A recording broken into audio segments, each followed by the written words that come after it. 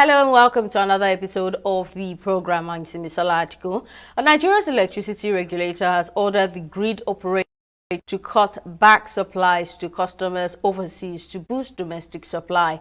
In a directive issued last Friday, the Nigerian Electricity Regulatory Commission (NERC) said the grid operator's current approach in managing supply has caused significant hardship for Nigerians because of under bilateral contracts, including export to international customers, takes priority over supply to customers. The regulator says it is placing a cap of 6% on the total available generation to international off-takers for the next 6 months, effective from May 1. Nigerian power firms have contracts with neighboring African countries to deliver energy, which gives them foreign currency to support revenue from sub-economic tariffs. However, these companies have not always paid their bills on time. Power supply in the country has worsened recently, despite the increase in tariffs for Band A customers who are supposed to get more power daily or 20 hours a day, but the power companies are unable to meet the supply. This has prompted the protest led by organized unions where citizens demanded a reversal of the policy. Reacting to the development, stakeholders in the power sector have urged the federal government to be cautious on its decision to cap power supply to cross-border customers. But let's get more reactions. I'm now joined by the convener and executive director, Power Up Nigeria, Adetayo Adegbile. Thank you for your time, sir. Now, what do you make of the decision of the federal government to cut back on power supplies to international customers like Togo, Benin, and Niger in order to boost domestic supply? Oh, well, basically, for me, this is a financial decision.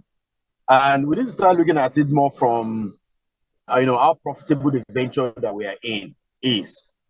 So one of the things that we've been inundated with over the years is the fact that all these countries are owing Nigeria, are not paying the capacity charges and everything. Yeah, we know that there's an international agreement, for us to be able to dam River Niger here, but there's also commitment that they're supposed to make, for capacity movement of the energy and everything, where they have not been able to over the years. So maybe unless they're able to pay off their debt. And unfortunately, we also have the issue of low capacity utilization here in Nigeria. So reducing, energy sales to those international countries also means that we are going to have more available for local consumption and local use. Do you think the action will really make a difference in Nigeria's domestic power supply? Yeah, I expect it to. Interestingly, we are seeing more of upgrading of feeders to Band A, and I think that's a good thing. So definitely what it means is that we will need more capacity to be able to supply other people on other bands, at least to be able to satisfy the minimum, the minimum SLA based on the bands that they belong to. So yes, I think it's going to be it's a very good thing for the local market. What do you think needs to be done, in your opinion? What do you think needs to be done to solve Nigeria's perennial power crisis? Well, when we say permanent solution, we should also be careful that we don't continue to sell the snake oil or a silver bullet.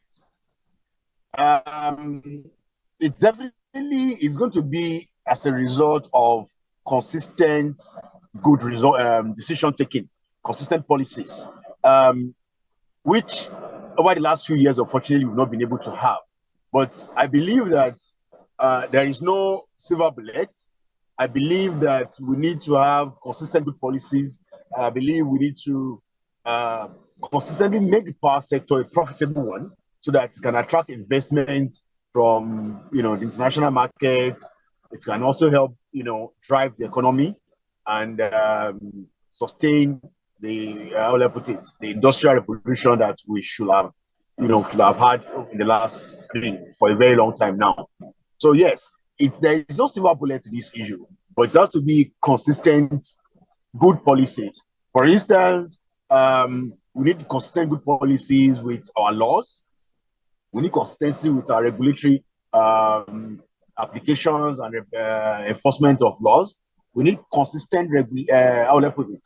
We need consistency in terms of generating policies and how we go about it. We need consistency in terms of transmission as well.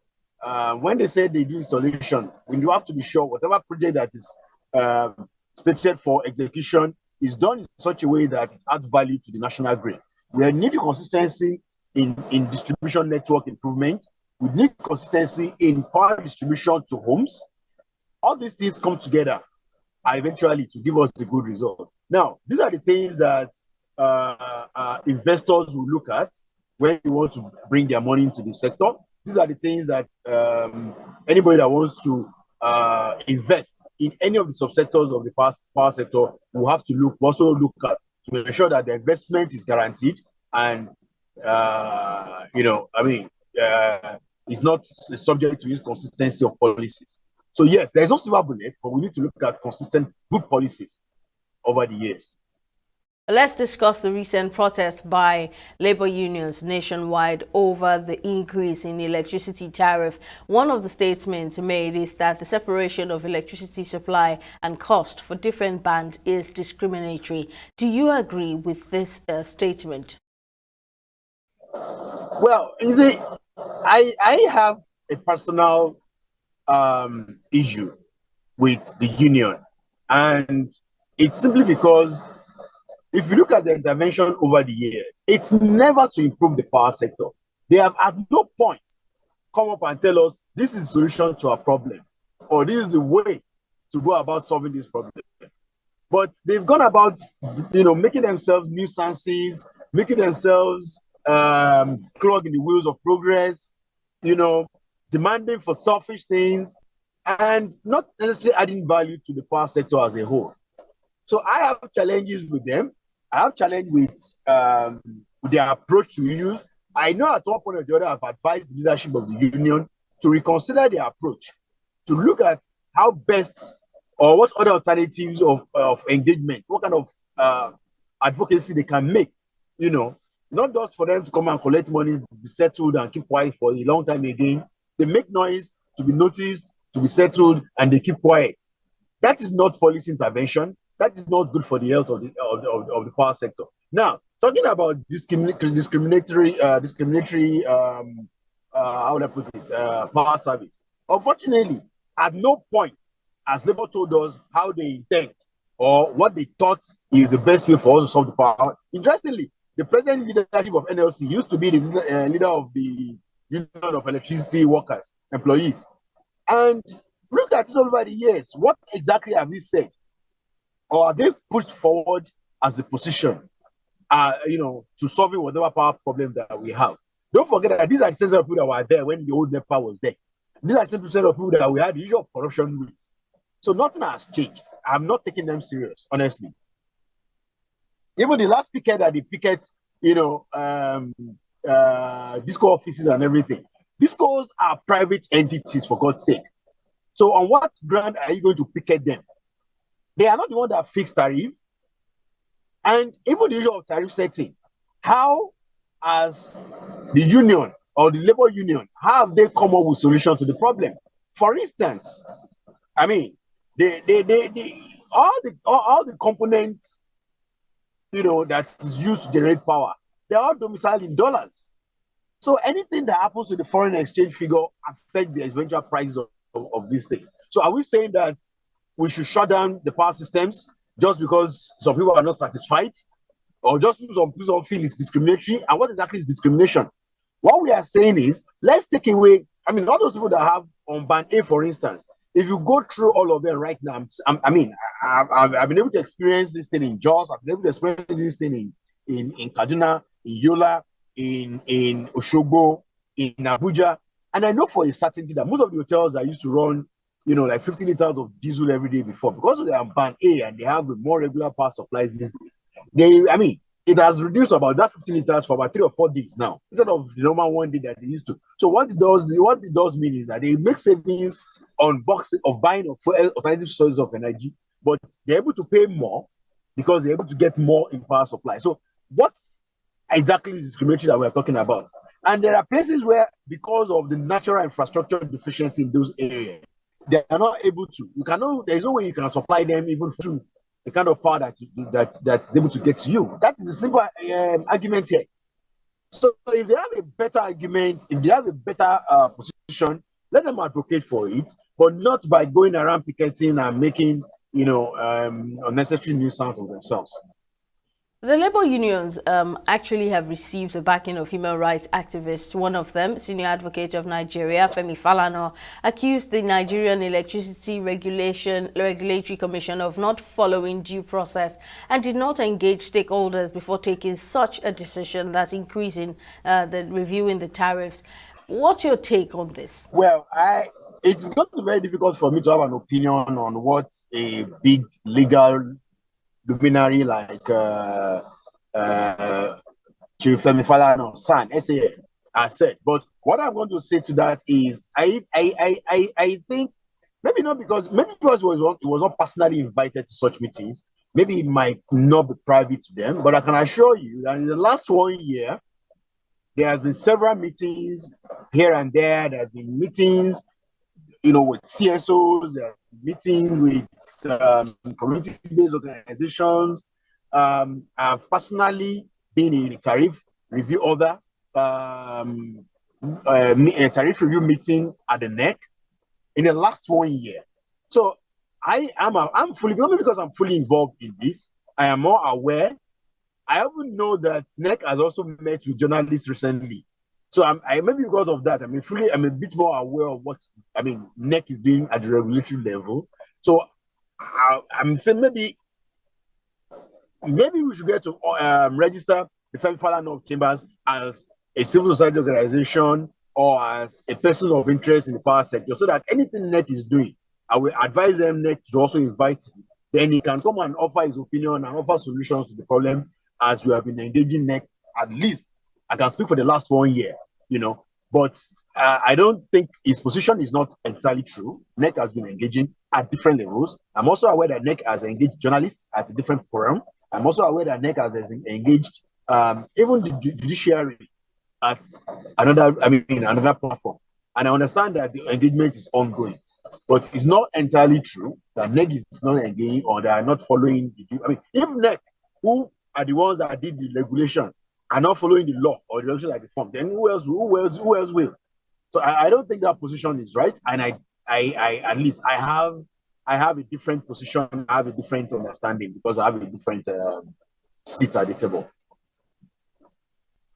Well, convener and executive director, Power Up Nigeria, Mr. Adetayo Adegbenle, thank you for lending your thoughts. We'll take a break now. The program will return shortly.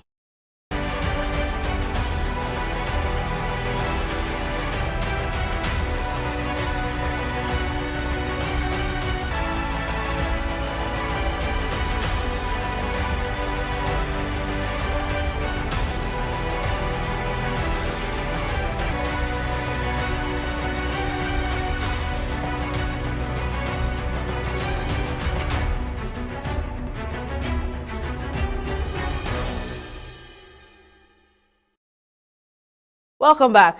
Drug seizures have soared in the West African Sahel region. That's according to a new United Nations report indicating the conflict-ridden region is becoming an influential route for drug trafficking. According to a report released by the UN Office on Drugs and Crime in 2022, 3,232 pounds of cocaine were seized in Mali, Chad, Burkina Faso and Niger Republic, compared to an average of 28.7 pounds between 2013 and 2020. The situation becomes worse as experts say intrinsic links exist between drug trafficking and terrorism.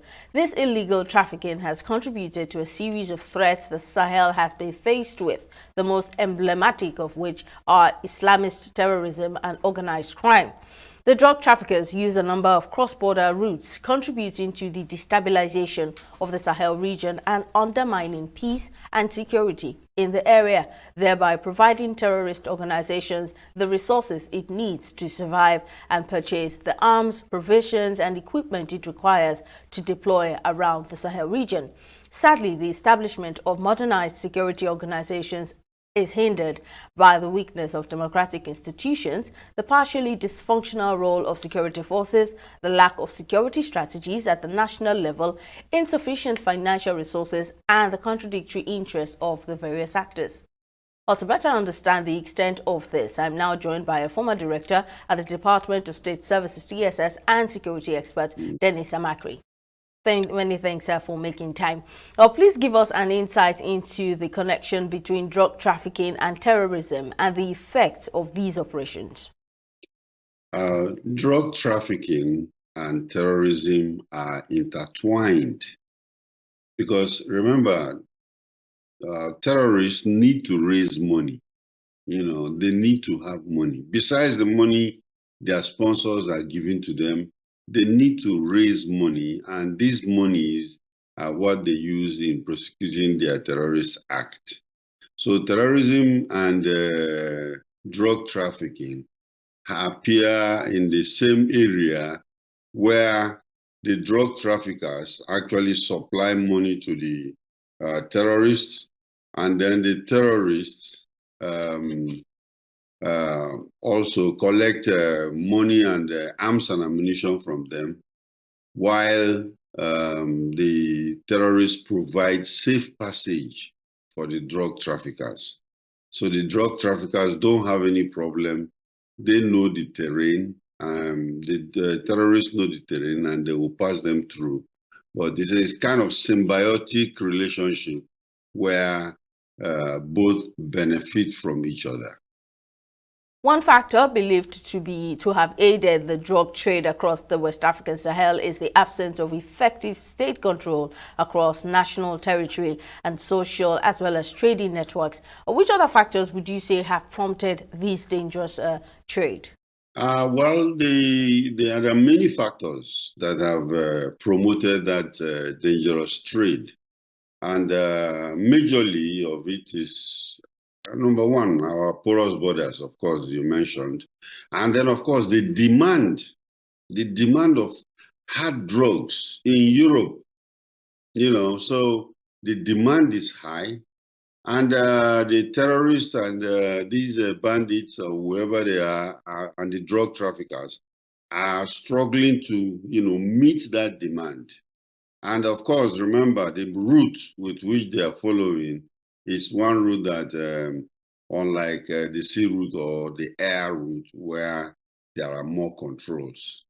So the demand in Europe is one major issue. And then, of course, our borders are not well controlled. And then number three will be corruption. People are so corrupt that they believe that that is an easy way to make money, and then they will get into that. We know that the Sahel is a well-utilized trade route for legal commodities. How dangerous is the inclusion of drug trade through this route? Well, one thing is that the route is there. It has existed for long. Before, they used to use it for slave trade. Now we have drugs passing through there. So the route is really very, very lively. Now the thing is that governments are supposed to collaborate. If they don't collaborate properly, the drug traffickers can pass through, or even the terrorists. That's why we were talking about the relationship between Niger, Burkina Faso, and Mali with the ECOWAS country, especially Nigeria. So we believe that if there's a serious cooperation, the control, will be tighter, and the access will be less for that drug trade to continue. Despite the risks, nations in the Sahel continue to stem illicit flows using fresh collaborative approaches. How else can this dangerous trade be tackled? One important thing we could do is actually to weaken the trade, the drug trade. And how do we weaken the drug trade? We have to strengthen our law enforcement. When we say law enforcement, we're not talking only of the police, we are talking of customs and immigration who are operating at the border. We have to strengthen them because that's the only way that they can weaken the drug trade. We have to address corruption, because corruption actually fuels this drug trade. And now the third one will be to provide an alternative livelihood for them. Like it was done in Colombia, the poppy farmers were growing poppy, and from the poppy they produce cocaine, and what the United States government did was to go there and burn down the farms in cooperation with the Colombian government, burn down the farms and then try to divert their attention to do other things, to do other like agricultural development and stuff. But you see, we are talking of the Sahel. The agricultural this thing is not there. So government have to think again, rethink on how to divert or give them alternative trade to do. Now, also, we have to address counterterrorism very, very seriously, because this is a cankerworm that has been with us for decades now. We have to address terrorism, and then, of course, I've talked about regional cooperation, and then, of course, we should go into community engagement. The communities that exist around the borders, around that Niger, Nigeria, Mali, and Burkina Faso borders, we have to, engage them, because this cannot be fought by government alone. These people will assist strongly in making sure that, the drug trade is lessened, if not eliminated. Well, recent reports reveal that decision makers and ordinary citizens are now aware that all countries in West Africa are vulnerable, and terrorism is not just limited to a few Sahelian countries. What are your thoughts on this? Thank you very much for that question. We've just been discussing about drug trade, and you find out that addressing corruption is one of the issues that we've already mentioned.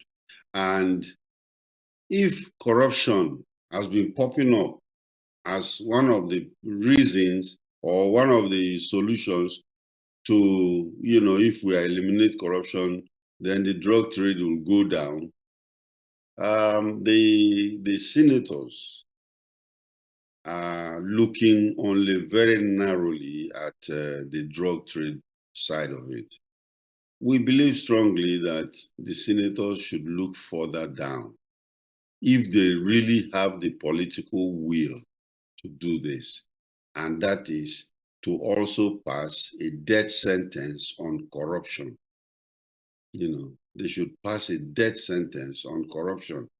And I challenge them, if they have the political will, to go ahead and do that. Because putting a death sentence on drug trafficking, which has happened in Nigeria before, and there was a public uproar, and a lot of people were shouting about it. And of course, it stopped. And now you've gone to bring it up. But there are more serious problems facing the national security that we should address. And number one of those is corruption. So we're waiting for them to go ahead and then, of course, bring out a law that punishes corruption by death. Well, Mr. Dennis Amakri, former director at the Department of State Services and Security Expert, thank you, sir, for lending your thoughts. Well, that's it on this episode of the program. Thank you for watching. We'll see you again next time.